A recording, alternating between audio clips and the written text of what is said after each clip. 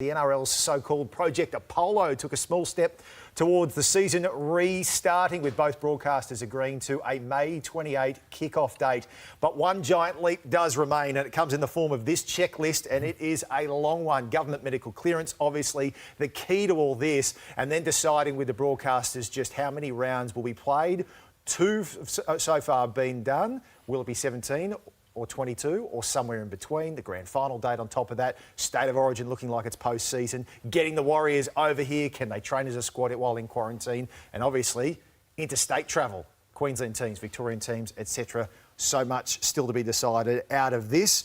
All in the same week that the CEO was pushed out the exit door. More on Todd Greenberg shortly. But Peter V'landys got a lot on his plate in the next month.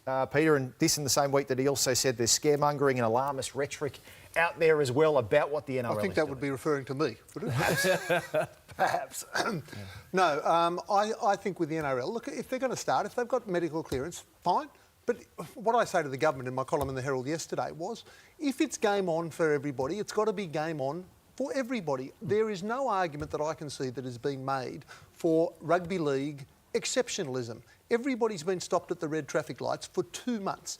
If the Premier of New South Wales, Gladys Berejiklian, who's done a pretty good job so far, is going to say it's okay for the NRL to go forward, say it.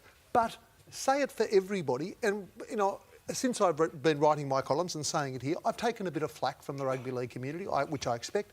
I must say the wider community is very strong on, hang on a second, what the hell is, why do we have 5 people only allowed at funerals, but 200 metres away they're training and wrestling with each other 6 days a week? You can't, I don't think that that's right. And if they're going to start it up, terrific.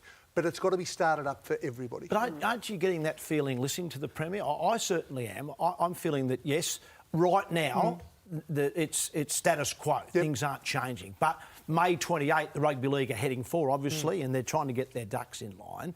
I sense, listening to the Premier every day, which I do, that they're saying, well, maybe down the track, there'll be some relaxation. So whether it's May 28 for everyone or not, we don't know. But that's the NRL working for. What we have at the moment is Peter V'landys saying, you know, I met with Hugh Marks, all good. I met with Patrick Delaney, Fox Sports. The broadcasters are on board. We're on board. It's all systems go.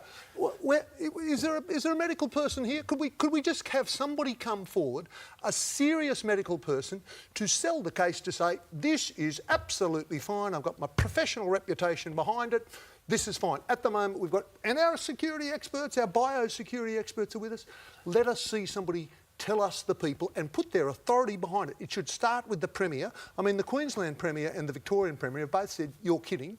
You know, I'd like to see the New South Wales Premier come forward, say, yes, I'm for it, this will start on that day. And Kath, there's no doubting that the government decisions are key to all this, whether it is federal or state. You've got the Warriors, of course, in the NRL, who need to come across from New Zealand, base themselves here. Can they train as a group? From a cricket perspective too, looking long-term as well, because this decision on the Warriors might set the precedent for what happens with the other codes for interstate travel. We know the borders obviously been shut at the moment. And then there's the cricket over this summer, the T20 World Cup, October, November, the lucrative Indian Test Series as well. Yep. A lot of boxes across all the sporting codes now. Well, just looking at that checklist at the top of the show, that's a lot to get done in a single month. And as you point out, and I think is a very valid point, is that if you were to say all of the businesses are going to be open for trading within a month, I don't think that would be allowed. There's no two ways about it. So it is a very good point to make. However, it would be awesome for the players to have this. I mean, we're seeing it again on the screen there. Awesome to be able to have that date to work towards. I think as a player and as a sport, that is